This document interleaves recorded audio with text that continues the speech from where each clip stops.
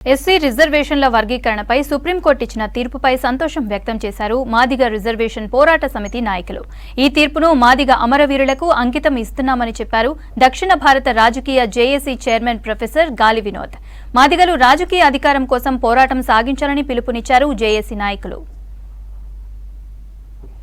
అమరవీరుల త్యాగ ఫలితము కారణంగా ఇవాళ సుప్రీంకోర్టు ఒక తాత్కాలిక ఉపశమనం లాగా ఇచ్చే జడ్జిమెంట్ ఏదైతే ఉందో అది మాదిగలను సంపూర్ణంగా ఆ మాదిగల యొక్క మార్పుకు నాంది పలికిందనైతే నేను అనుకోను, కానీ స్వాగతిస్తాను ఆ జడ్జిమెంట్ని.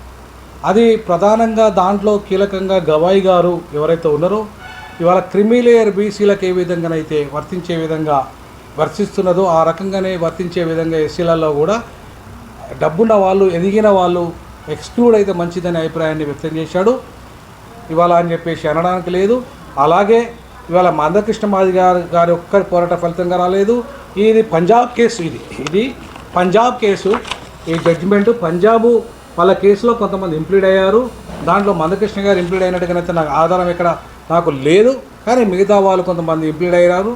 సో ఇవాళ ఈ ఒక్కరి సొత్తుగా దీన్ని ఇవాళ మొత్తం మీడియా ప్రచారం, బీజేపీ ప్రచారం, తెలుగుదేశం ప్రచారం, ఇట్లా రాజకీయ పార్టీల ప్రచారం జరగడం అనేది సరైనది కాదు.